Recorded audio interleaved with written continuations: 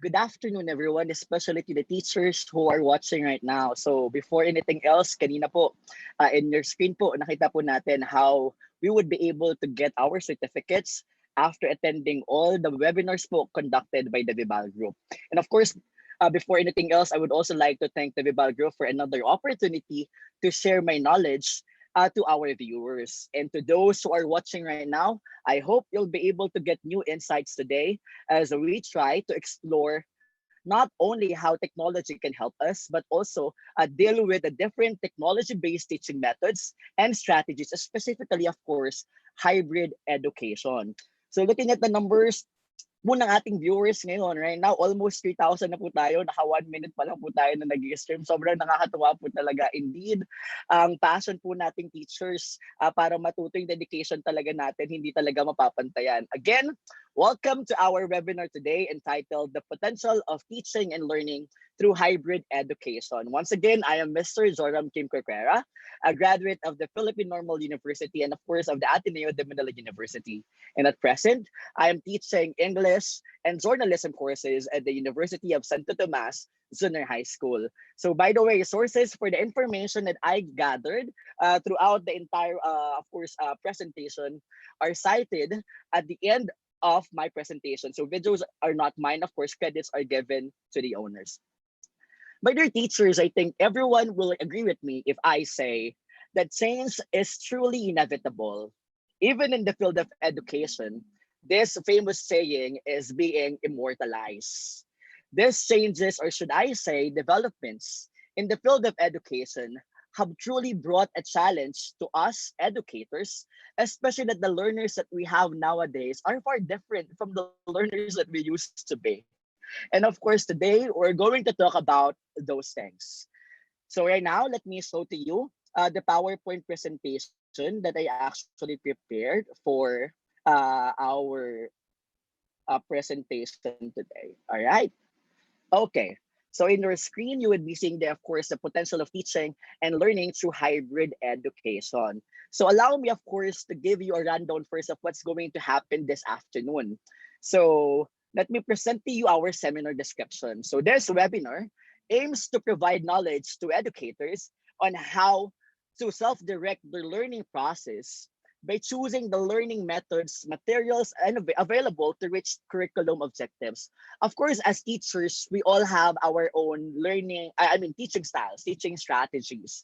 At the end of the day, our only goal is, of course, for our students to be able to develop the skills and acquire the knowledge that they need for the future. And today, we're going to explore how we can reach that end goal. But before that po, di ba, kagaya po nung last webinar na binigay ko rin dito sa ating flexible series last Tuesday, I started my presentation with a quotation. So today I am going to use the same strategy. So allow me to read to you our quote of the day. So this specific quote comes from Walter Lippmann. He said, "When all think alike, then no one is thinking."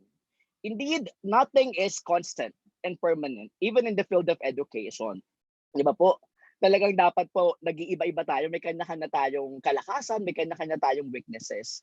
And I think today we would be able to strengthen our weaknesses and of course our strengths as well with the use of various technology-based teaching methods, or in other words, 21st century teaching strategies. So always remember, my dear teachers, that every teacher has his or her own day of teaching. May kanya-kanya, sayang po na sinabi ko kanina, may kanya-kanya po tayong strengths. There are some teachers na siguro magaling na nilalagyan na ng music yung kanyang lesson, ini-incline niya sa music.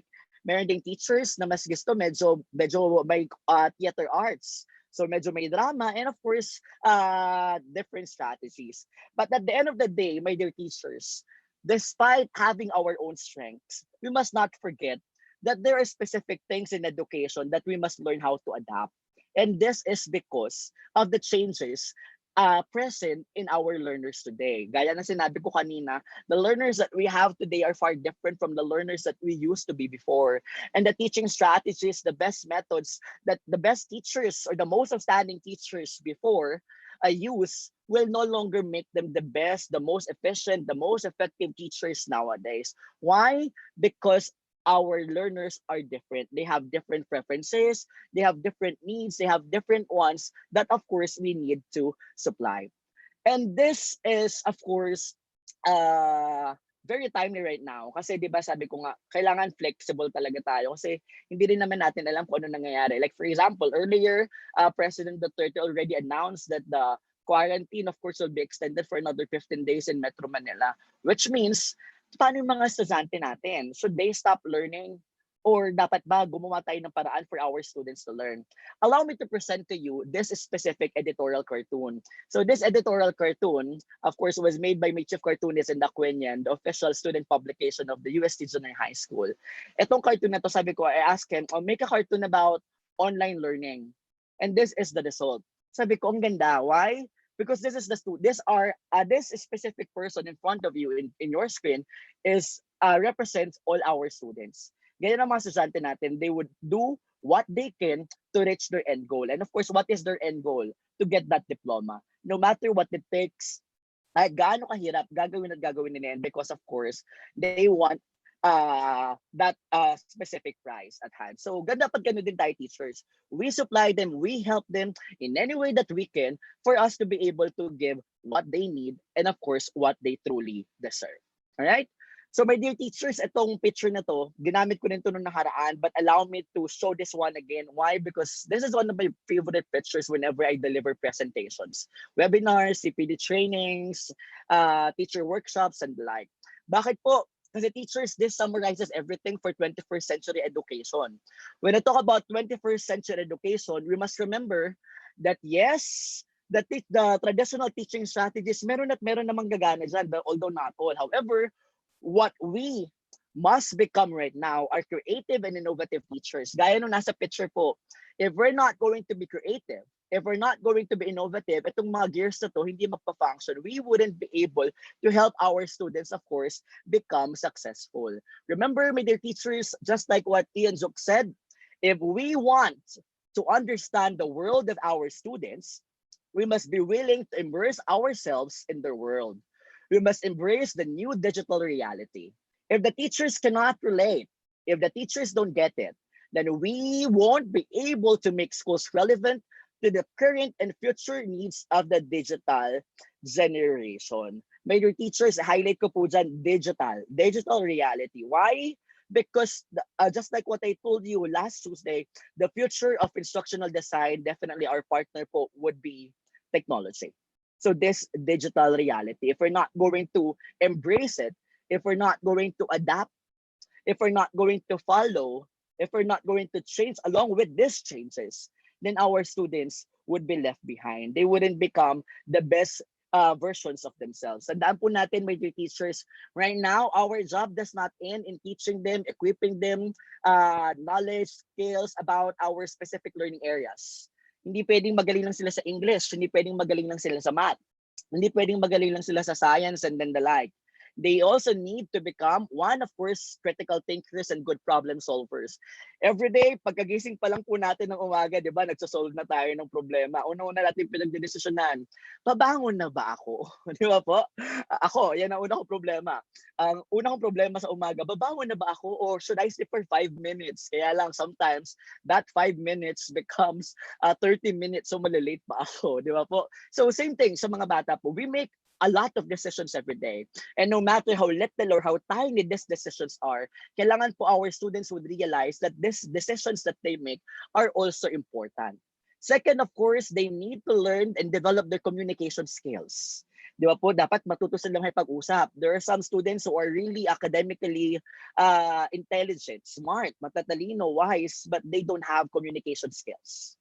Di ba po? Especially public speaking. Sometimes, or should I say, oftentimes, this is one of the hardest thing to develop, the public speaking skills of our students. So we must expose them to different speaking activities that would help them, of course, enhance their communication skills. Wala pong trabaho in the future, my dear teachers, na hindi nila kailangan makipag-usap. Of course, aside from that one, if we should be creative and innovative, then our students, of course, likewise, are expected to do the same. And lastly, of course, they also need to develop their collaborative skills. My dear teachers, alam niyo po, let me share to you one practice that I have in class. How do I develop collaboration?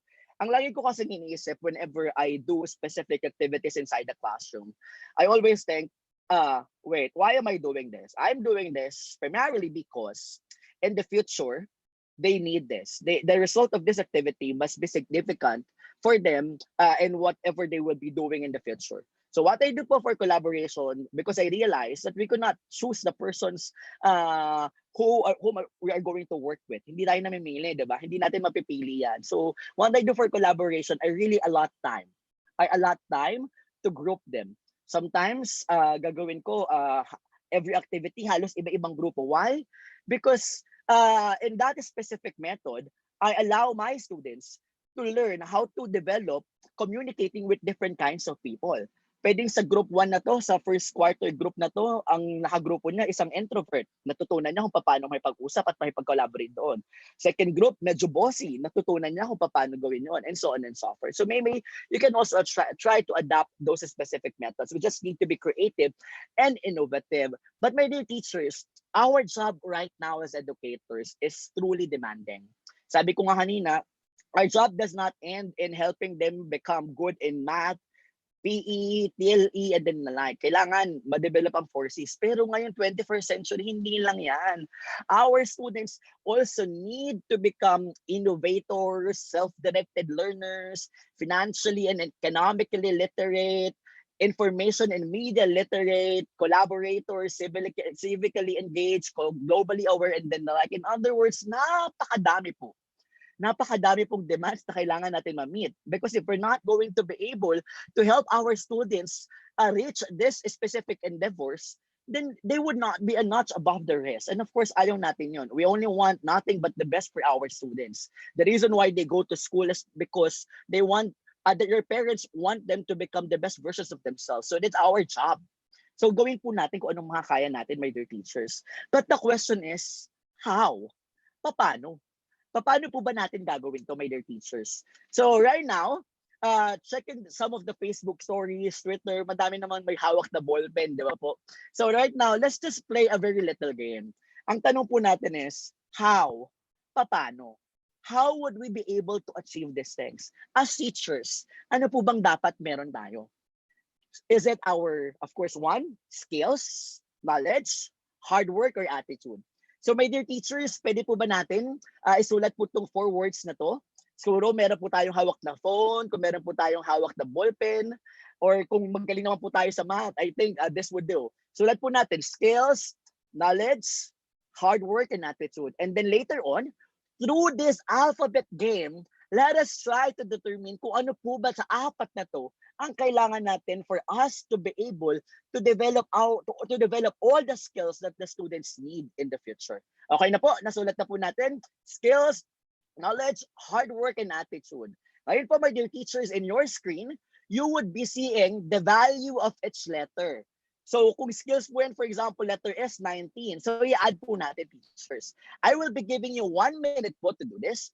After 1 minute, I will reveal the answer. So para tong formative test, you check your own po para at least makita po natin kung talagang tama. And of course, through this alphabet game, we would be able to determine which among the 4 that I showed earlier is the most significant for us to be able to help our students and equipping them with the skills that they will be needing po to become a notch above the rest. Okay po? Sige po, teachers. I'll give you 1 minute po to do it.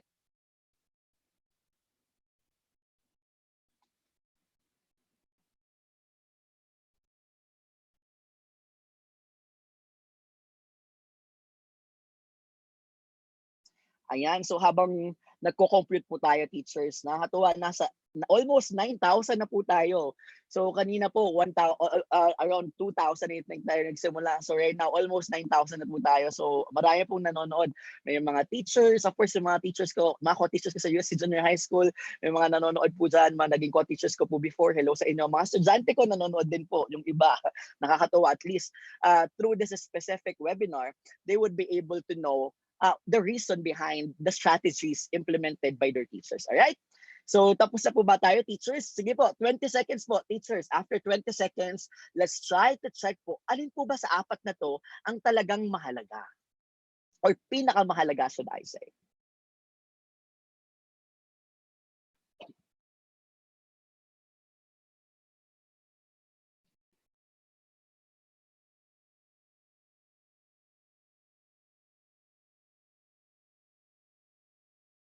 Alright, so tingnan po natin kung tama po yung mga nakuha po natin, teachers. Again po, gaya po ng sinabi ko kanina, kanya-kanyang check na lang po tayo, teachers. Alright, so let's start po. Unang word po natin kanina, of course, is skills. Skills po, 82. Okay? So tingnan po natin kung tama tayo, ha? Next po, we have knowledge. Knowledge po is 96. And after that, of course, we have hard work, 98. And the highest po, of course, we have attitude, 100. Now, the question is, would you agree with me? Tama ba to, teachers? Baka sabihin nyo, sir, hindi ako agree dyan. Please explain to us. So I will.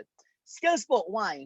Teachers, I'd like to believe, gaya ng sinabi ko nung nakaraan po, I'd like to believe that we will not be called teachers if we do not have the skills. We are training. Right now, we're attending a webinar because we want to learn. We want to develop our skills. Knowledge, likewise. Hindi naman po tayo gagraduate ng 4 na taon na degree. Kung bachelor's degree po tayo, kung may master meron po tayo, mas matagal yun, of course, doctoral degree and then the like. So definitely, we have the skills, we have the knowledge. Hard work, maraming teachers talagang grabe ang hard work. Di ba po? Pero teachers, above all po, ang pinakamahalaga po talaga, teachers, is of course, the attitude. Why? Because there are a lot of teachers who are skilled. There are a lot of teachers who are knowledgeable and call themselves hardworking. That those teachers lack the right attitude. Why? Because they don't want to embrace change. Sabi ko nga po kanina, teachers, kahit po anong gawin natin, teachers, kahit po magpagod tayo ng sobra-sobra, if we wouldn't be able to address the learning preferences and the changes in the field of education, then all our efforts po wouldn't be able to, of course, give the best results. So dapat po talaga, teachers, we have to be open-minded. We have to embrace the new normal. Okay po? So, my dear teachers, here in this picture po, of course, would be the changes na kailangan nating mag-grasp. So here, of course, is a word cloud containing the different 21st century teacher tools.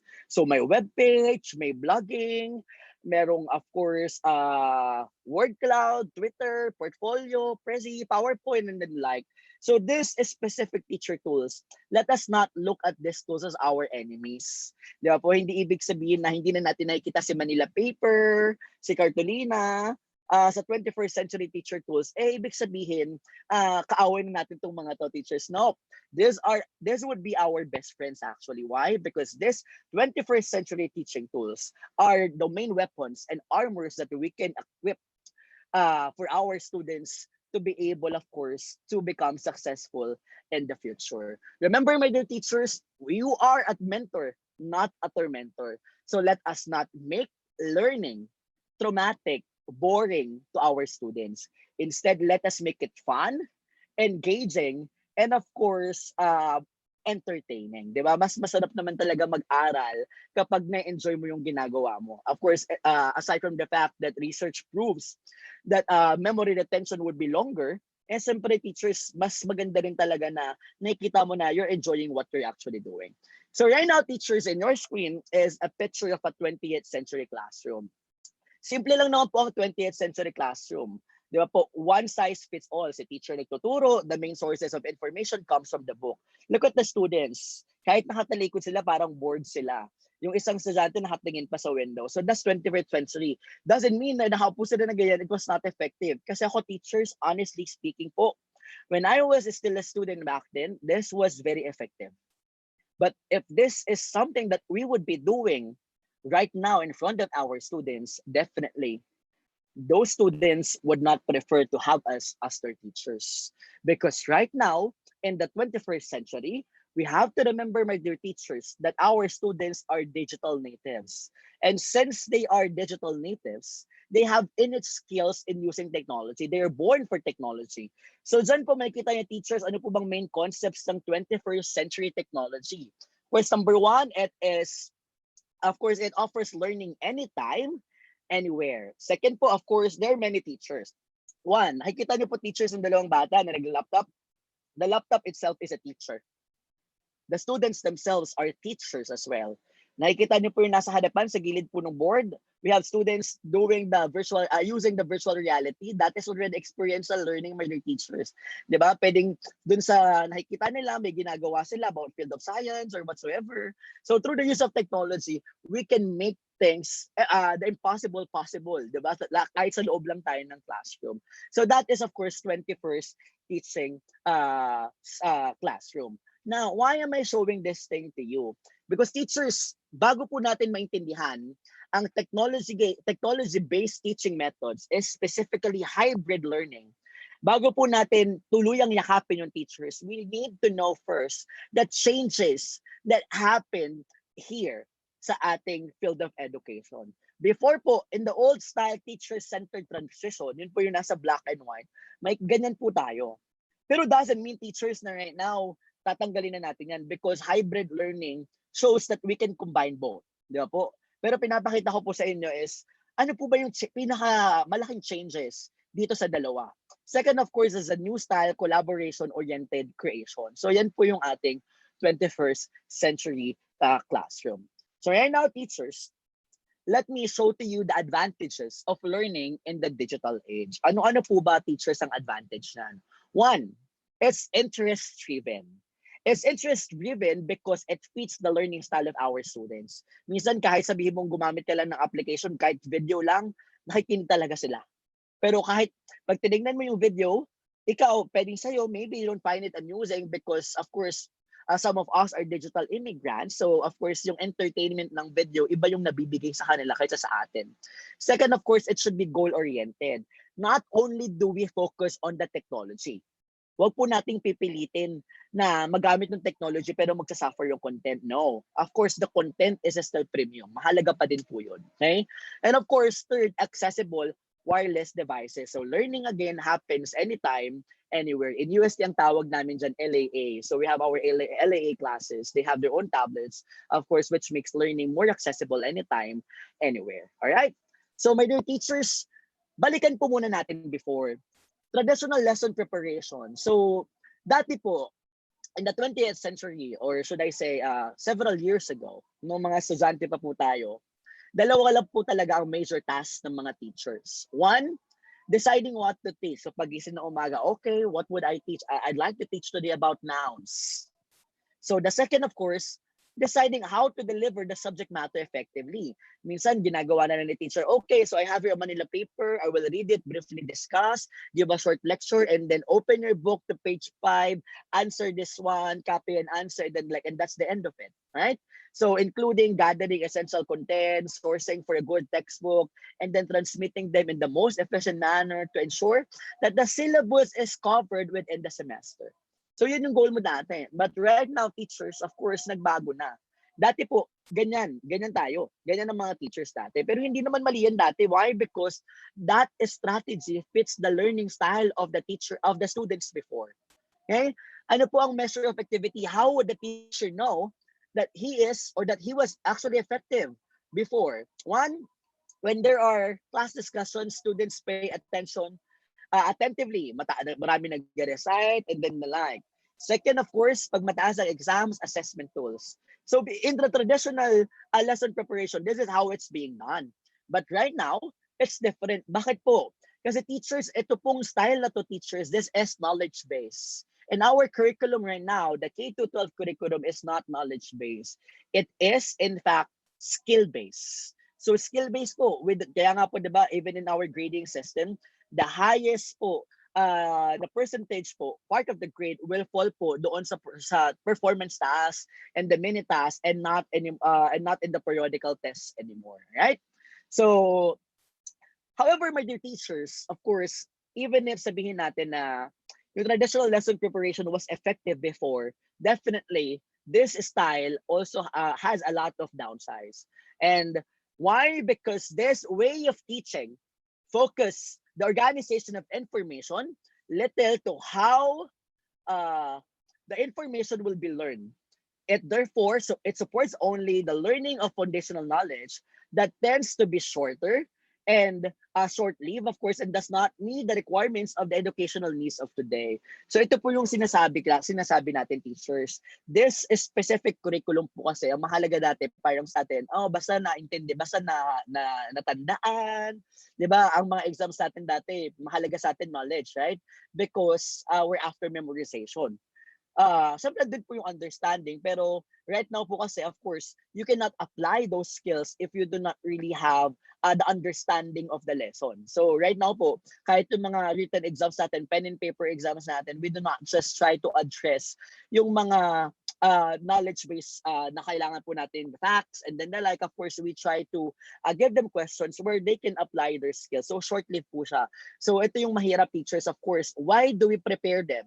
Bakit po ba tayo nagtuturo? Is it because we want them to be able to answer our exams? Definitely not. It's because we want them to be able to apply these things that they're actually learning after they graduate. And magagawa lang po natin yan, teachers, kapag nabigay po natin sa kanila yung skills na kailangan po nila. Alright? So that is, of course, traditional lesson preparation. Right now, teachers, tingnan natin. Kung ganun si traditional teacher, what about 21st century teacher? Who is a 21st century teacher? According to Alex Vitrella, he summarizes a 21st century teacher into 4 things. 1, sabi niya, a 21st century teacher is a learning facilitator. Indeed, we facilitate activities, we design activities, but we do not take the center stage anymore. Second, content experts. Definitely teachers. Kaya po tayo nagti-teacher training, kaya po tayo may professional readings, kaya po tayo may developmental readings and everything po na training and then the like, because our schools want us to become content experts. Kaya lang, teachers, ito po minsan nagiging problema natin dito. There are some teachers po, after makagraduate, parang, sige, alam ko na lahat, di ba? Let me tell you one short story. I have a friend, actually, schoolmate ko siya before nung college. Sabi niya sa akin, one time na nagkita kami, sabi niya, alam mo, Joram, sabi niya, nakakalungkot kasi I have this student. She's teaching, by the way, elementary po, lower elementary, if I'm not mistaken, grade 2 or grade 3. Sabi niya parang, before, sabi niya, kasi di ba po dati, ang plan, how many planets in the solar system? 9, including Pluto. Tapos tinanggal, ngayon binalik, and then the like. So that student po, ask her, sabi niya, so teacher, how many planets do we have in the solar system? So siya, syempre, sabi niya, we have 9, sabi ng gano'n. Tapos sabi ni student, 9? Are you sure, teacher? Sabi ni teacher, of course. Siyempre si teacher, being, of course, a professional, and of course, siyempre, bata pa nun, sabi niya, look at your book. Ito, we have 9 and then the like. So sabi ng bata, so teacher, who's lying? The documentary that I watched last night, or you and that book? Why? Because on that specific day po pala, the night before, that kid was able to watch a documentary showing that Pluto is, during that time, hindi na po siya na-classify as planet. So you know what happened? The student showed a lack of interest sa po dun sa lesson. So being a content expert, hindi po ibig sabihin na nakagraduate lang po tayo ng 4 na taon or master's degree or PhD degree. We should know that learning should always take place. Continuous po dapat, hindi po dapat natatapos. Next, of course, collaborative leader. Teachers, we work with our partners. We work with the administrators. We work with the parents. We work with our co-teachers. Definitely, our administrators, sila po magbibigay sa atin ng program, pero tayo po ang magsasuggest. Why? Because we know what the students actually need. Kasi tayo po yung kasama nila sa loob ng klase. And if you're going to work with them effectively, then definitely we can offer nothing but the best for our students. Lastly, of course, definitely mahalaga po to teachers, lalo na po ngayong panahon na the use of social media is indeed prevalent. Culturally competent educator. Teachers, ngayon po ako, minsan guilty din ako dito minsan eh. Of course, sometimes hindi po natin napipigilan. Social media, of course, is functioning as our emotional outlet. So this is where we put our emotions, pag sobrang nadidismaya tayo and then the like. But we have to remember that we are opinion leaders. So whatever we say, our students believe. Whatever we believe, our students follow. So we have to be careful with our words. We have to be extra sensitive para at least wala po tayo nasasagasaan. And of course, we do not mislead our students. All right? So now, teachers, if those are the roles of the teachers in the 21st century, then tandaan lang po natin, teachers, quickly. Okay? The teachers nowadays are providers of knowledge. So students receive nearly all instruction from one or more teachers. Uh, who usually spoke from the front of the classroom while students sat passively in their seats. In other words po, teachers, to make things simple po, ibig sabihin lang po niyan, before, ang trabaho lang po ni estudyante, umupo at makinig. Ang trabaho po ni teacher, lahat gawin po, lectures, activities, and then the like. So it's a teacher-centered instruction. So that is, of course, the traditional way. Okay? In the 21st century po, teachers, tandaan po natin, one, greater control. Two, more active roles. And three, students learning independently at computers. So in other words po, we put the responsibility of learning in the shoulders of our students. Ganun po ang 21st century teachers. Alam ko ang sasabihin natin, sir, kasi nga kami nga nagtuturo, nahihirapan sila. Paano pa pag sila lang? But remember, my dear teachers, one of the most important concepts of 21st century education is learning how to trust our students. Trust them. Di ba po? Pag nakita natin alanganin, that's the time that we assist, we give assistance. Pero teachers, we wouldn't know what they can do if we're not going to give it a try. Okay po? And of course, through these computers, they learn independently. Lalo na ngayon teachers, diba? A lot of schools are supporting self-paced learning instruction. So talagang yung computers po, yun talaga yung nagpa-function as their teacher. Right? So now, let me show you some of the technology-based teaching methods. My dear teachers, I'm going to show three. Of course, number one would be hybrid learning. Why am I going to show three? Why did I not just focus on hybrid learning? Because hybrid learning, hybrid instruction, hybrid education, meron yan dalawang kapatid. And of course, these are flipped classroom or flipped learning and blended classroom or blended learning. So today, I'm going to discuss briefly those three teaching methods because this is how we would be able, of course, to deal with our students. Okay po? And of course, towards the end of the presentation, I'll show you the differences among the three po. Okay? So, but before that, my dear teachers, allow me to show you an online learning spectrum, of course. So, sabi dito sa online learning spectrum, apat lang naman po talaga ang paraan, di ba po, na meron tayo. Of course, two categories will fall under less online, and two categories po is more online. So, sa less online teachers, face-to-face. When I say face-to-face, class sessions take place 100% in a traditional brick and mortar classroom. Teachers ba sila face-to-face? In other words, so parang ano yan, parang 100-0. 100% face-to-face, 0% online. So, pwede ka gumamit ng technology, pwedeng 90-10, pero technically, majority po talaga would be done face-to-face. Next po is blended classroom. When I say blended classroom, it's a web-enhanced classroom. So class sessions take place in a traditional classroom, but technology is used to facilitate activities, deliver content, and of course, or assess students. So in other words po, andun pa rin po si teacher na nagtuturo po sa harapan ng class. Andun pa rin po yung traditional way of discussion. However, teachers, the use of technology is already present. You use technology, of course, in deepening instruction, in facilitating activities. You can also use it for delivering online and the like. So kung lalagyan natin ng numbers o teachers, medyo subjective lang po tayo. Kung lalagyan natin ng numbers, parang sabihin natin, pwede na po yung mga 70-30. 70% face-to-face, 30% online, or 60-40, 60% face-to-face, 40% online. Bakit po? Kasi teachers, kapag more online na, pag nag 50-50 na, or nag 60-50, that is already hybrid classroom. When I say hybrid classroom, online and face-to-face instruction are integrated with a substantial amount of time in the traditional classroom substituted with internet-based activities. So in other words po, teachers, yung ibang minuto po, yung oras po talaga sa loob ng loob po ng classroom rather, yung ibang oras po dito teachers, napapalitan na po ng online. So ginagawa na po sa online, hindi na sa face-to-face. So it can be 50% online, 50% face-to-face, or 60% to 70% online, to 30 to 40% face-to-face. And of course, kung meron po tayong face-to-face, meron din naman tayong tinatawag na full online. Di ba po?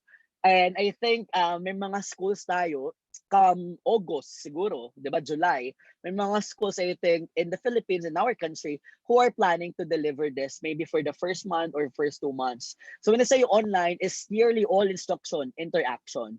Activities take place online, may or may not include a face-to-face orientation or proctored exam. So kadalasan po teachers, kumbaga sabihin natin 90% of the activities would be done online, if not 100%. So that is the online learning spectrum. So, and again po, today, of course, we're going to deepen our understanding about the web-enhanced blended. Dito po babaksak yung ating blended classroom. And yung flip, pati na po, of course, yung ating hybrid education. Right? So let us start first with hybrid education. Ayan. So bago po ko mag-start, marami po talagang nagko-comment. So mamaya po, basahin po natin yung mga comments. Right now po, we already have 11,000 viewers. So maraming po talagang nanonood. And I'm really glad po na nandito po tayong lahat because of course, this is, I think, very timely. Kasi talagang maa-apply natin kung ano po yung matututunan natin today. Hopefully, pag-resume po ng classes. Siguro yung iba, September mag-resume just like the announcement given by the government earlier. Or maybe, yung iba po baka mag-adapt ng online ng August and then like. So of course, it depends to what our school can offer and kung ano rin po talaga yung learning platform na meron na po tayo right now. So now we talk about hybrid education. So hybrid education, pag sinabi po natin hybrid education or hybrid learning, simple lang po yan teachers. Okay? Hybrid learning combines face-to-face and online learning. So when we talk about face-to-face and online learning, okay, it combines these two into one cohesive experience. So hindi po pwedeng face-to-face lang, hindi po pwedeng online lang. Dapat po meron pong parehas. It reduces the amount of sit time in traditional face-to-face course. Diba po, for example, in 1 week, for example, 5 days, our students attend po 5 days face-to-face sessions. In hybrid learning, pwedeng sabihin natin 3 days first week face-to-face. Tapos sa first week ng online, first week po, last 2 days online. Pwede pong ganun. Or pwedeng first 5 days online, the next 5 days face-to-face. So depende po talaga. So sir, pwede naman yan sa Philippine education system. Again po teachers, depende po yan sa sistema po ng ating eskwelahan. Right now, of course, there are specific schools naman po na nag-adapt na ng ganito, lalo na yung mga international schools. Nag-a-adapt na rin po talaga sila ng ganito. Sa ibang bansa po, teachers, ginagamit na po ito. Although, of course, I would have to admit that not all schools in the Philippines are ready for hybrid learning. But I do hope that sooner or later, sana po, di ba, sana po talaga ma-adapt po natin siya. So, it allows a flexible approach to learning, process performed collaboratively by the student, the teacher, and the participating experts or institution. So teachers, yung hybrid learning po, of course, it allows also online interactions, communication, and of course, sa online po kasi teachers, napakarami resources ng bata. Sabi ko nga po sa inyo teachers, sabi rin po ni Teacher Like nung nakaraan, ang mga bata dapat hindi tayo maging wise tayo kasi sabi they have innate skills in using technology.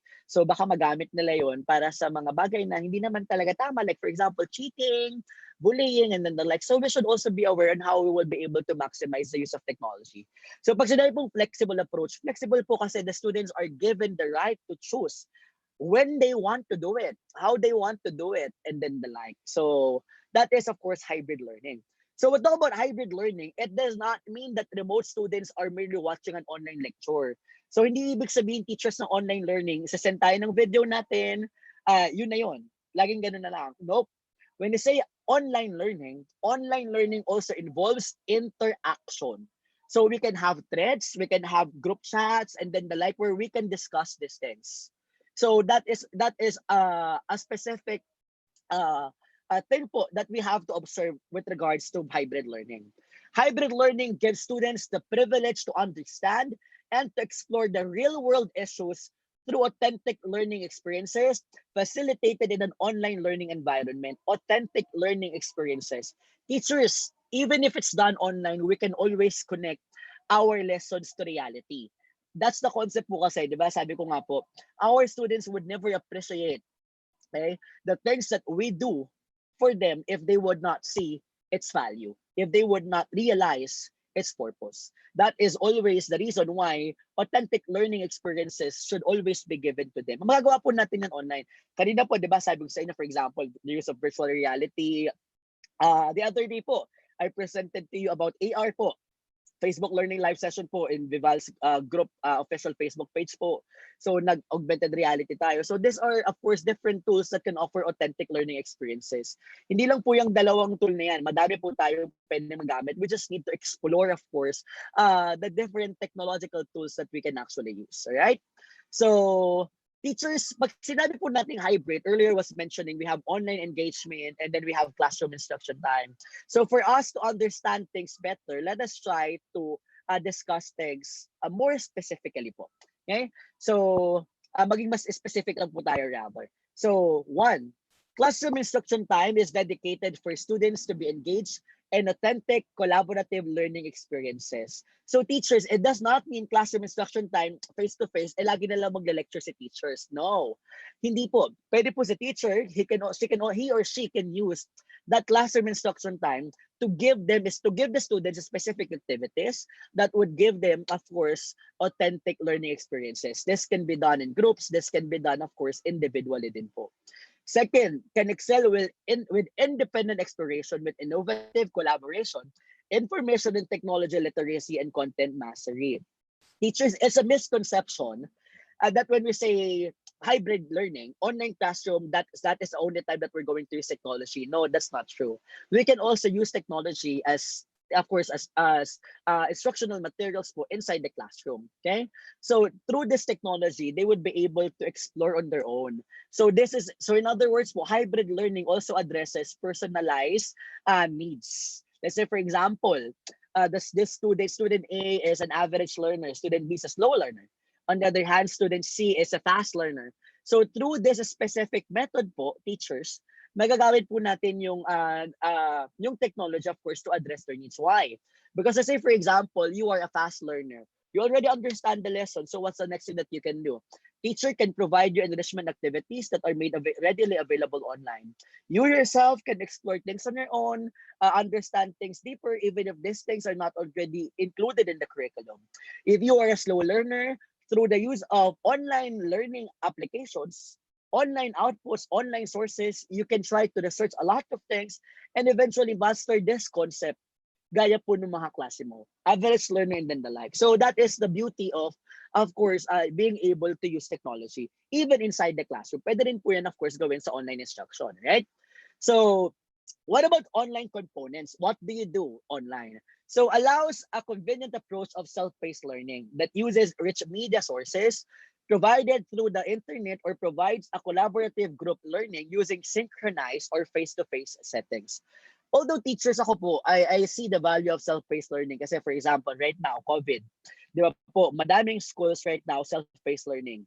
Right? In self-paced learning po, the students are given, of course, their own time. Kumbaga parang, sige, I'll do this activity on this specific time, this and that, and so on and so forth. However po, my dear teachers, siguro po ako, what I suggest, personal opinion ko lang naman po, what I suggest if we're going to do self-paced learning, we still give them a timetable. Why? Because the students right now, of course, when sabi nating online, there are a lot of temptations. There are a lot of distractions. They have social media.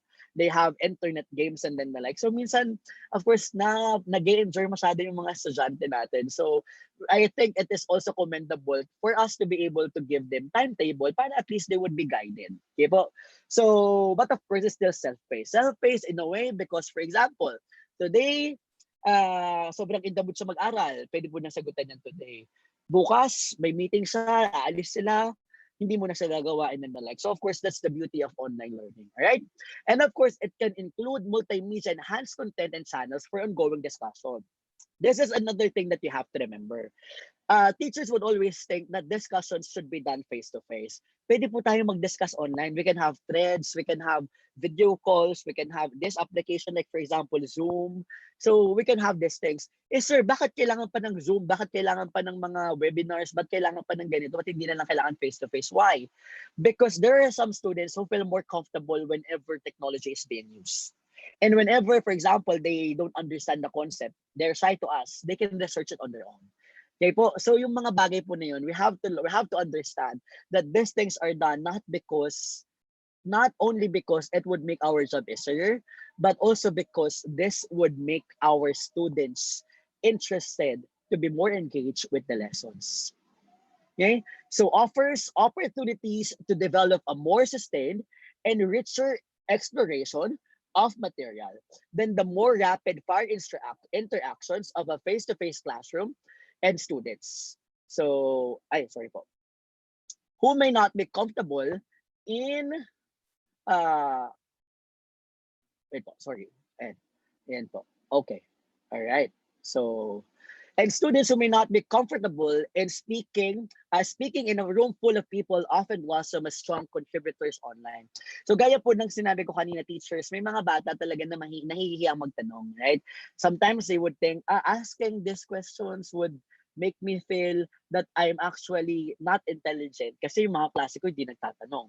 Sometimes, because of anxiety, nahihiya talaga sila magtanong.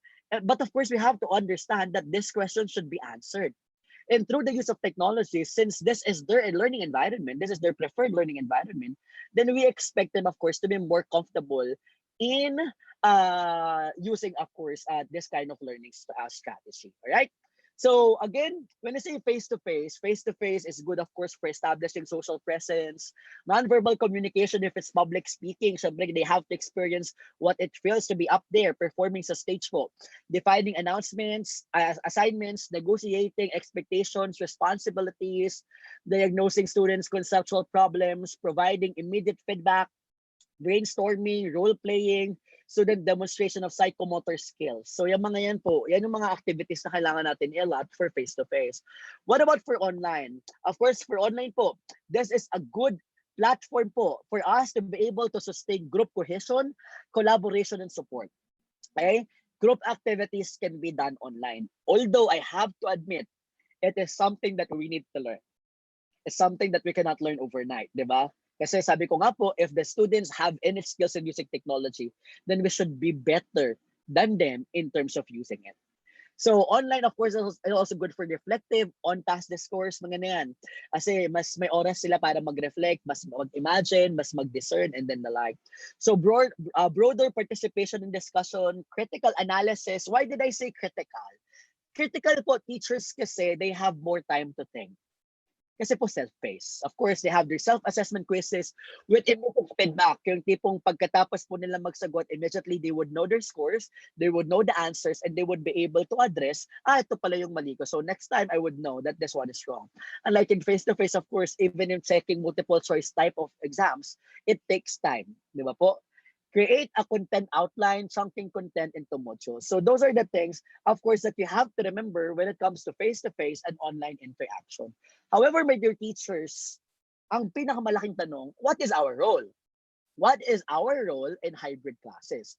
So one, we play the role of facilitators. Remember 21st century teaching, just like what Alex Vetrella said earlier, when I discussed it with you, we are facilitators. We facilitate the activities that we actually design for our students. But in hybrid classes, not only are we facilitators po, we are also instructors because we provide complementary lessons in line with the online courses of the students. So hindi po pwedeng puro online lang, hindi po pwedeng puro face-to-face lang, hindi po pwedeng puro activities lang. We also, of course, a lot time for discussion. Okay po, we have to give them, of course, complementary lessons. All right? So, now, pag sinabi po natin teachers hybrid learning or hybrid education, meron po yung 4 properties. 4 po na bagay na hindi po dapat mawawala. If mawawala po isa dito, teachers, that's not hybrid. Okay? 1, a mix of collective learning and individual learning. This is what we're going, this is what we're doing already. We're giving them individual activities. We're giving them group outputs. Okay? Mahalaga po yan, teachers. Mahalagang may group, mahalagang may individual. Group activities allow them, of course, to work collaboratively with the others. Individual learning allows them to assess, of course, if they are able to master the skill, develop the skill, understand the content, and the like. a mix of synchronous and asynchronous learning. So teachers, dapat po may self-paced, dapat po may sabay-sabay din. Sabay-sabay, especially if it's face-to-face, that's what I advise. Of course, self-paced po para at least yung mga, let's say for example, even if it's online or face-to-face, mas nahirapan po sila sa topic, they're given more time to understand it. And yung mga mas naintindihan naman, they're given more time to enrich their learning. Okay? So wala pong mababagot, walang mabobore, right? Next, of course, is a mix of self-paced and group-paced learning. So self-paced po, kasi nga po may individual po, may group-paced po, may group activities din po. So personalized learning by your teachers. And of course, a mix of formal learning and non-formal learning, of course, implemented through the activities that you are going to present. So that is, my dear teachers, hybrid learning. Now, kanina po, nagbigay ako kanina ng sample schedule, but allow me to present to you some possible hybrid schedule classes. One, to meet with the class face-to-face for a couple of weeks and then go online for a week. So, for example po, 3 weeks face-to-face, after that 1 week online, pwede po yun, or pwede ring baliktad. Next, first few weeks face-to-face, after that po, may online. Pwede rin po, for example, conduct a night class, online night class. Paano, sir, yun, night class, paano naman yung oras nila? Ang gagawin mo po, yung face-to-face classes mo na 3 hours, for example, i-reduce mo oras. Kung 3 hours po, pwedeng 45 minutes na lang. Dahil yung natita ng oras po, ng klase mo, mapupunta po sa gabi. But of course, teachers, this kind of setup should only be implemented once it is fully planned. Not only by the teachers, but also by the administrators, the parents po, and the students. Kasi, sabi wag naman natin biglain yung mga bata, di ba po? Nang basta-basta. Kasi of course, this is something that we need to learn through time. Okay po? Now, so what are the advantages of hybrid learning? One, it can be adjusted according to the needs. The learner, the course, and the other significant indicators such as space, time, and space offers flexibility by offering an array of opportunities for time and space constrained individuals, unlike the traditional learning approach. In other words po, flexibility. Flexibility because it fits all kinds of students. It addresses all the needs of the students and of course the various preferences of our learners today. Okay? Ano po bang results ng hybrid learning? Research says that not only do students tend to prepare it as their format of choice, but the learning outcomes and academic achievement are stronger with hybrid than for either face-to-face or online teaching alone. So in other words po, this is backed up already by research. Data shows that students become more academically competent when they are, of course, taught with this kind of strategy. Para nyo sa augmented reality lang po, when I talked the other day, Bibal conducted a research, a survey. Sabi po doon, of course, those students who use augmented reality perform better. And that is understandable kasi more engaged sila dun sa lesson. Of course, they allot more time to answer those activities. And of course, to fulfill their obligations. Right? In reality, my dear teachers, despite the many benefits offered by hybrid learning, educators are still hesitant in following and in applying the approach due to the drawbacks in terms of applicability, integration, and social effects to learners and cost restrictions. Siyempre, one, magastos. Two, of course, andun din yung sa bago na naman to. Three, integration. 4 hour skills, and then the like. So there are many hindrances, but at the end of the day, teachers, we have to remember, why are we here? We're here not because this is our comfort zone, but we're here because we wanted to be here for our students, and our students need us. So we have to give them the best education through this specific methods. All right. So again, teachers, that is of course a hybrid class. Now let us try to have some examples. One, the structure lectures and facilitates class discussions in the face-to-face classes. Students complete online assignments based on these classroom activities on, of course, asynchronous, so self-paced, and then the like. So yung blue-green po, yun yung face-to-face. Yung dark blue po, yun yung online. So mixed po siya. Lecture was done inside the classroom, face-to-face. Activities were conducted, were given through the use of online platform. Another example po, the blue one, online naman po ang lecture. So through a PowerPoint, then there's a voice over So may paliwanag po, streaming for students to review, which allows students to go back, panoorin hanggang maintindihan nila. And then subsequently in class, students use primarily on this online materials to engage in face-to-face small groups activities and discussions.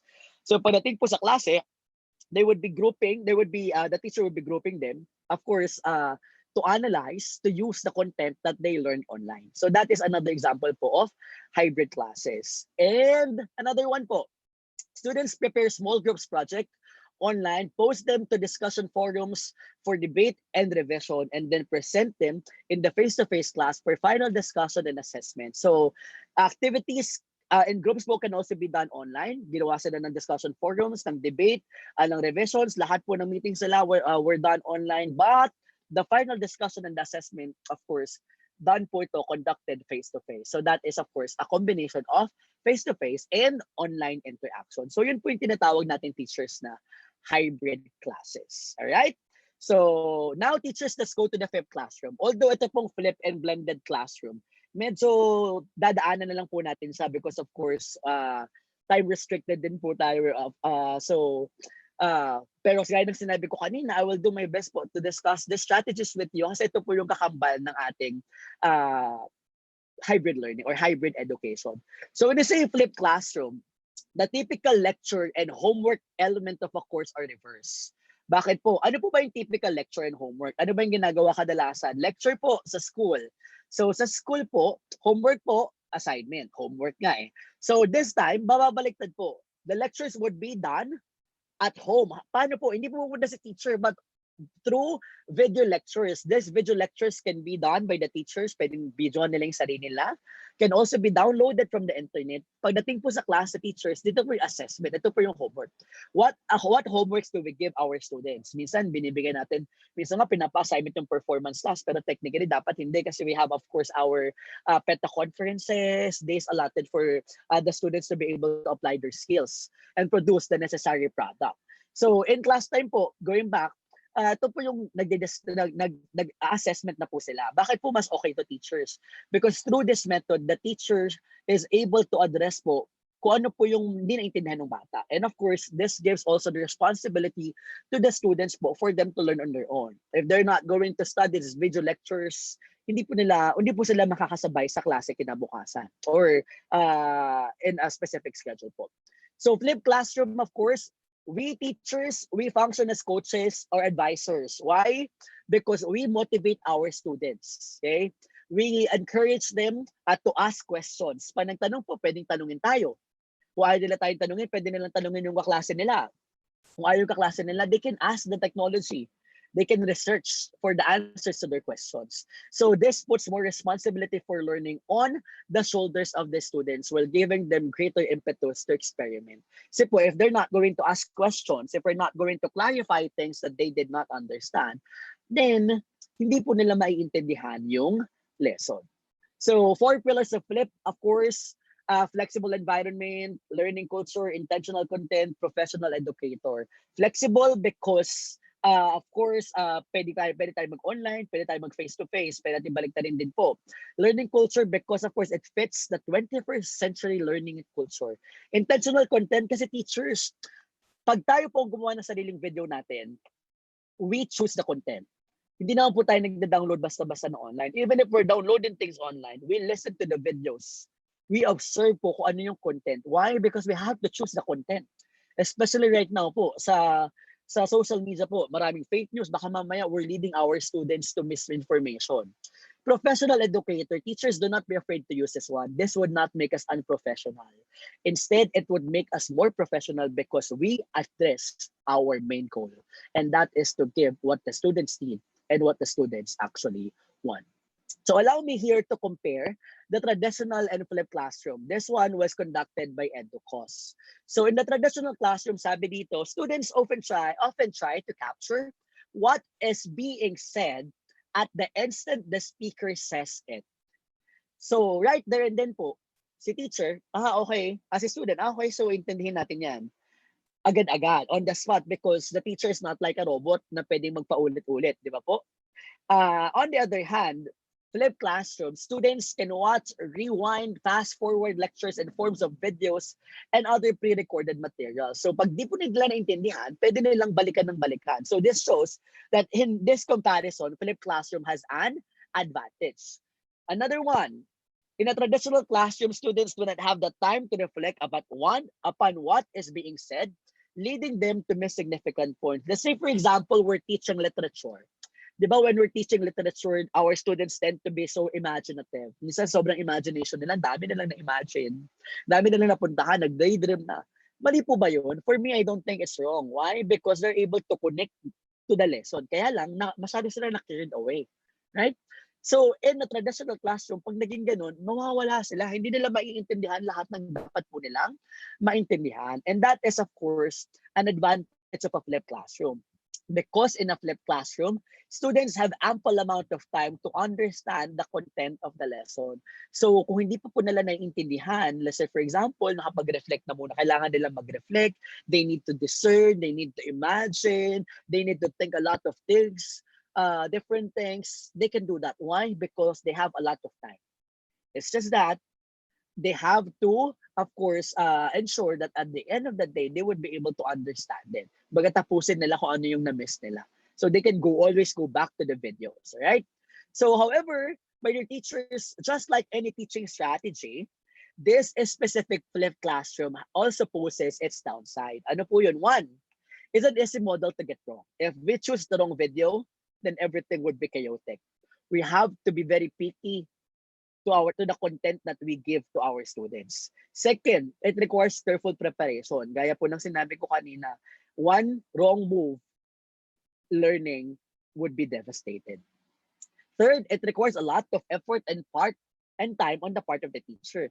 Not only do we have to master the content, but also we need to learn new specific things. Like for example, yung mga additional work, for example, pag-video, pagka-camera, and then like baka yung iba, of course, we wouldn't want ourselves kumbaga, we want ourselves to look good in the video. So, syempre, mag-aayos pa tayo, and then the like. So, talagang matrabaho po, teachers.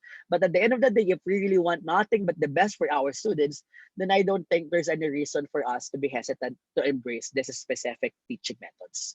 Third, prone to complaints, especially when students know that the video lectures assigned to them can be viewed by anyone. Baka sabihin ng mga estudyante, you know what, mommy? My teacher is just playing videos inside the classroom. Yun lang ginagawa niya. Sayang yung 50,000 na binayad natin. So si parent, tugod sa school. Oh, bakit ganyan lang ginagawa nyo? And the like, we're paying 50,000 and then just going to give them videos that can be downloaded by anybody in the internet. Teachers, tandaan po natin, we're partners with our parents. So if you want our parents to understand, the parents of your students to understand what are you doing or what you are actually doing, then a lot time to explain. Marami po tayong parent-teacher conferences, marami tayong parent-teacher seminars. Bakit hindi natin to idamay? Why don't we allot time for seminars like this one so that they would know that the way that they learned before cannot be used anymore to their sons, to their daughters, kasi nga po nag-iba na, 'di ba? And I'm pretty sure if they would be able to understand that this are of course the results, kumbaga, of specific studies, then they would be the first set of individuals who would be very glad to support you, to assist you in fulfilling this kind of endeavors. All right? So next po, of course, it's costly. Magastos, teachers, may gadget, may cellphone, may laptop, may internet. Pero this is of course something that we have to adapt if not today, if not soon, then definitely in the future, right? So teachers, again po, when you say flip classroom, we start with concept exploration. We start with the audio recordings, the video recordings. After that po, pag naintindihan, pag binabasa po ng bata yan, pinapanood ng mga bata yan, that's the time that they make meaning by asking one another, by answering quizzes, by trying to have online discussions with their classmates or with the technology themselves. Pagdating po sa school, that's the time that they're going to apply what they actually learn. And here, teachers, this is where intervention comes in. So if we notice, for example, that the students did not understand the lesson well, then this is where we try to intervene. So dito po tayo magtuturo talaga ng sobra. But if the students are, for example, are able to understand the lesson effectively, then we can give them enrichment activities, assessments, assessment tools that would actually improve and deepen their understanding. So that is, of course, flipped classroom. Now let's go to blended learning. When I say blended learning, my dear teachers, ito po parang hybrid learning siya. So combination of online learning and face-to-face. Same thing din po. Sa online learning, di napapadala sa traditional learning. So maybe this is one of the highlights actually. Traditional learning in a way because more often than not, in blended learning, online learning refers to activities, refers to assessments, enrichment, and then the like. More often than not. However, for traditional learning, this is where you do the discussion. Sometimes, if hindi maiwasan, the lectures. But of course, I do hope that we would be avoiding those things. Yung teacher talk po. Right, so that is blended learning. So in blended learning, there are three parts. One, the in-person classroom activities facilitated by a trained educator. So who is a trained educator? Ito po tayo, teachers. So we facilitate the activities that we design for them. Second, online learning materials, often including pre-recorded lectures given by that same instructor. Sir, question, kailangan ba nabibigay ito ahead of time? For example, kanina sabi mo sa flip, binaliktad, di ba? Kunwari, for example po, sa flip classroom, today, for example, binigyan mo na sila ng assignment, pinanood mo sila, and then after 2 days, magpa-process ka ng activity about it. Sa blended po ba, ganun din po dapat? Actually, teachers, sa blended po, yung pre-recorded lectures, they can also use it inside the classroom. Gaya nung sinabi ko po kanina, you can have also the activities inside the classroom. And at the same time, whenever they're doing these activities inside the classroom, pwede po nilang gamitin din yung mga pre-recorded lectures na yun for them to be able to, of course, arrive to the correct answers. Kumbaga po, sources of information din po. Right? So structured independent study time, guided by the material and the lectures and skills developed during the classroom experience. Teachers, ito po ang pinakamahalagang part niya. Independent study time. Ibig sabihin po, teachers, it's still student-centered. So wag po natin kunin na yon. Kaya sabi ko po, teachers, they have to reiterate this one from time to time. We need to learn how to trust our students. If we're not going to learn how to trust them, then we wouldn't be able to do what we have to do. Okay po, teachers? All right. So ano po new role natin? We are coaches, mentors, and data masters. Why? One, we provide timely feedback and guidance para tayong personal coach nila. Kasi po, di ba, for example, gumagawa sila activities and we can roam around, we would be seeing our students, for example, showing lack of interest, perhaps, or misbehavior. And maybe, of course, doing this would give us a lot of time for providing them timely feedback and guidance. So not only in terms of academics, but also in terms of character formation. Second, of course, we're able to increase our interaction time with them. So we're able to create a stronger rapport, stronger connection with our students. And I think this is very important because having a strong rapport, strong connection with our students would help us, of course, deliver the lessons better kasi mas madali po na lang maintindihan yon kapag yung feeling ng mas relax ka, mas comfortable ka sa kausap mo. And of course, lastly, we are data masters. Why? Because with the highly detailed data gathered from students' work on characters, we can easily discover what a given student is struggling to learn. Di ba, teachers, for example, item analysis. Before, napakahirap gawin ng item analysis. Diba? Number one, sinong mali? Number one, sinong tama? But right now, in one click po, it's very easy for us to see which specific areas do we need to improve, which specific areas do we need to enhance, and which specific areas are already well understood by our students. So, yan po ang ating mga new roles, di ba po? Ibang-iba talaga sa teachers sa 20th century sa traditional learning, right?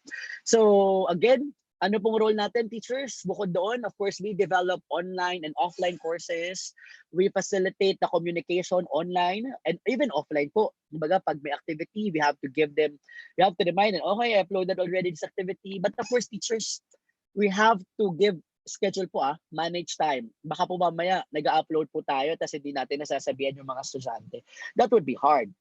because the students, not all the students have computers. So give them also schedule para at least they would also know when to go online and when not to go online. Okay po? So of course, we guide the learning experience of individual students.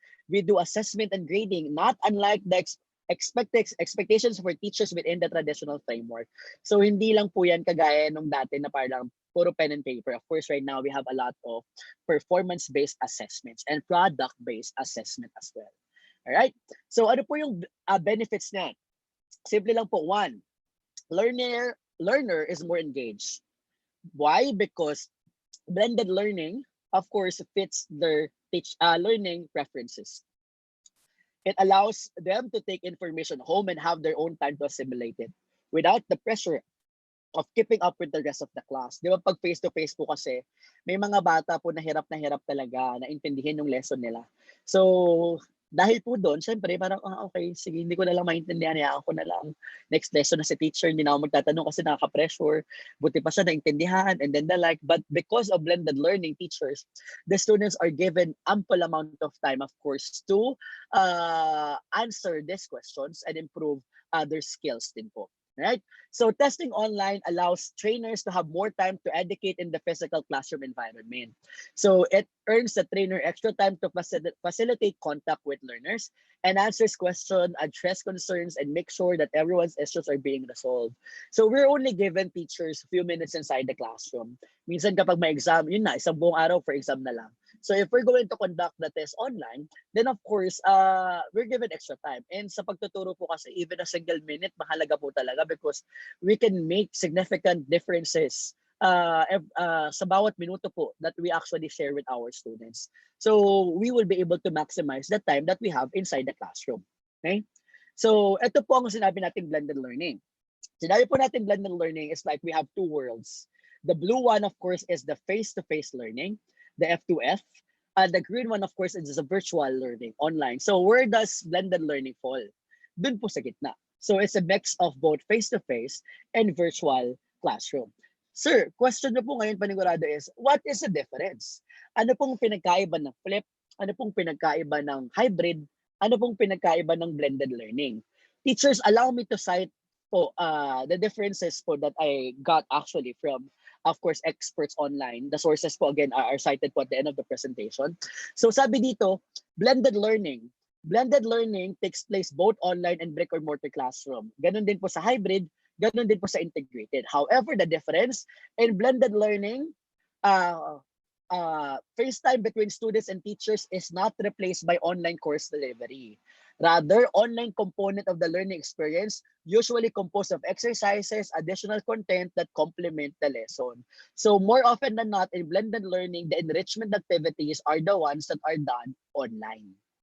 Hybrid learning, on the other hand, significant portions of the course takes place online. So 50% po, sabi natin 50 to 60% po online, and then the rest po, of course, would be face-to-face. So it replaces much of the student-teacher FaceTime in a brick and mortar location, of course, with online interaction. So yan po yung hybrid learning. So the biggest difference po ng blended and hybrid, actually, there are a lot of misconceptions na parehas lang sila. Almost po, pero there are slight differences.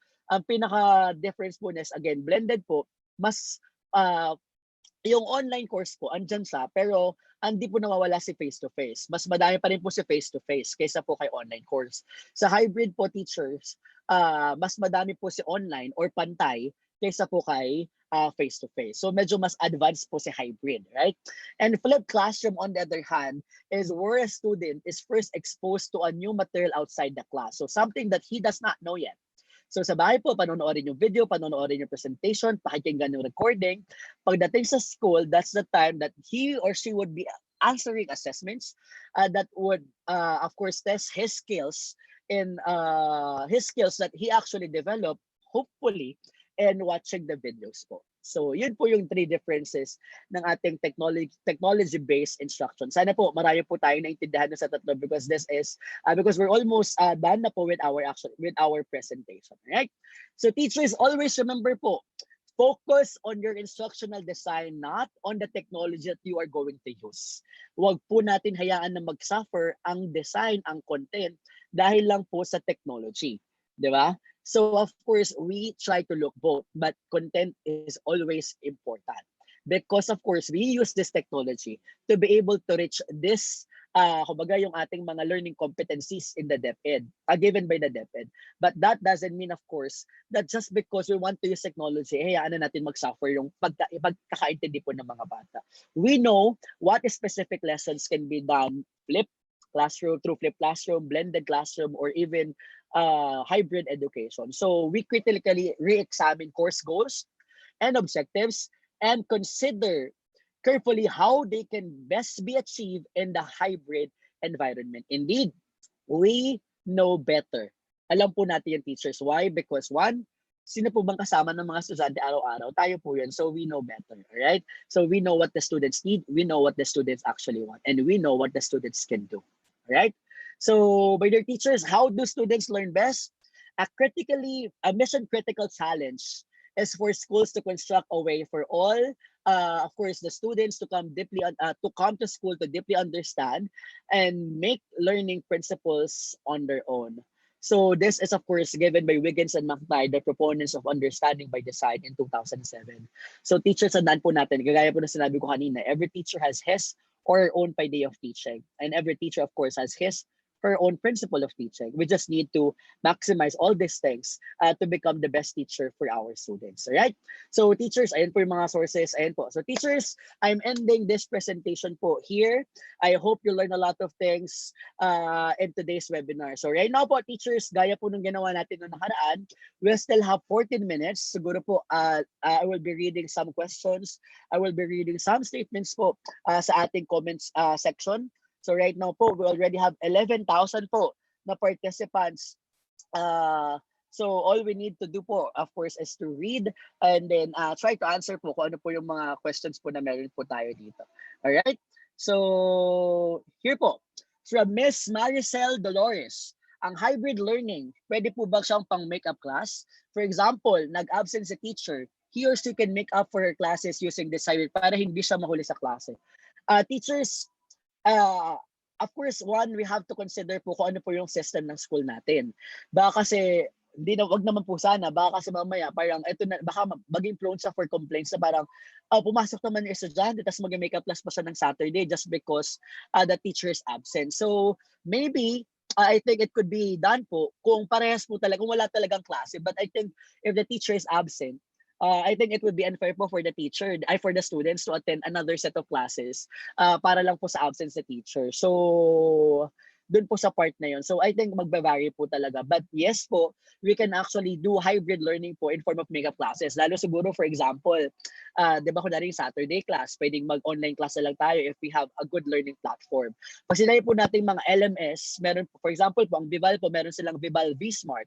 So, yung Vival V-Smart, Vival courseware, yung mga applications po niyan, download nyo lang po yan, of course, contact Vival, and then nandun na po lahat. So you can monitor the students' progress po, upload works, assessment, PowerPoints, videos. So kailangan lang po talaga natin explore po kung ano po yung ma-offer sa atin ng technology. Alright? So another po that we have here, ayan po. Ayan. So, eto po. Question, ito po, from Miss Kimberly Refreso. Hybrid learning is a high-end approach in today's education. Yes po, it's a high-end approach in today's education because of course technology is evolving. Hindi naman po humihinto ang development ng technology. And I think if we would be able to maximize the use of technology, then we're going to make the impossible really possible for our students. Lalo na po ngayon teachers kasi 'di ba, for example, tong pandemic na-extend ng May 15.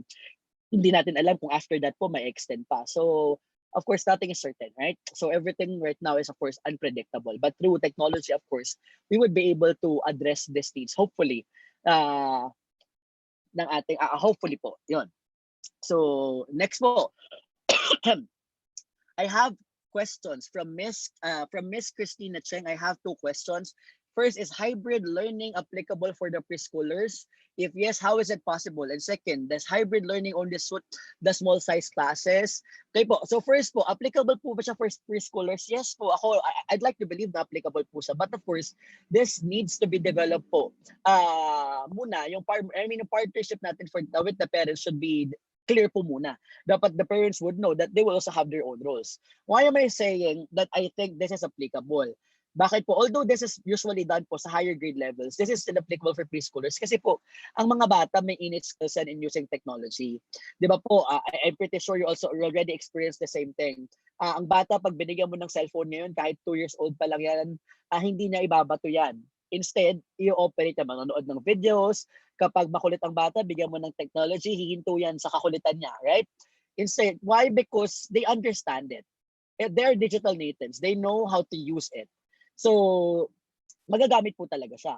Next po, does hybrid learning only suit the small size classes? No po. And actually, pwede rin po siya for big size classes.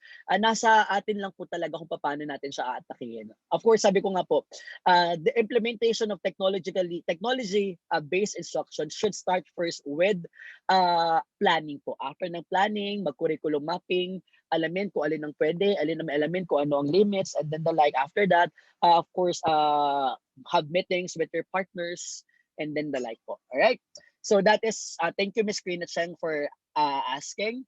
Next po, Ms. Jessamine Alintanahin. Sorry if I'm mispronouncing your names. What can you suggest to those schools that don't have enough equipments to perform this online learning? Teachers, we also have, of course, offline courses. So if we're going to plan ahead of time and we're going to give them, for example, things via USB, for example, things ibibigay na po natin sa kanila ahead of time, then we can still do these specific strategies. Alam niyo po, teachers, the reason why I actually presented 3 technology-based teaching methods today is primarily because kahit alin po kasi sa tatlo applicable sa atin. So pwedeng mas madaming face-to-face, pwedeng mas madaming online. So nasa atin lang po talaga, teachers, kung paano natin siya gagawin po. Ayun po.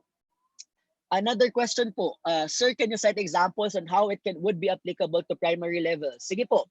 Teachers, let's say, for example, we're teaching literature. For example, kunyari may isang story. So what will we do po, for example, if it's flipped classroom, what will we do is that we will be uploading or we'll be sending them a video showing po the storytelling nung specific story na yun. I'm pretty sure madami yan.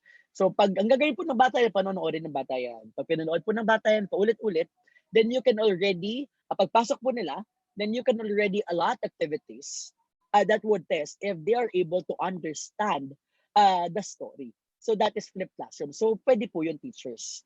As long as mapapanood po nila. However, teachers, ang danger po dito is wag naman po natin gawin na we'll give the material tonight and then tomorrow we ask them, we already expect them to watch the video. No. Ako po, whenever I do flip classroom, I give schedule. Like for example, I'll give the video tonight, then next week pa po ako magtatanong sa kanila ng next week pa po namin ipaprocess yun. Why? Because not everyone has access to the technology and we have to consider those things po ahead of time. Sir, another question po.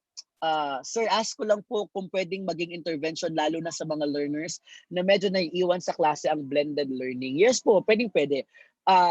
We can use it as an enrichment tool. We can also use this, of course, as a form of intervention. Gaya po ng sinabi ko kanina, if we're having blended learning, for example po sa klase, they have online resources din. Yung mga average learners po, okay sila. So makakasunod sila just in time.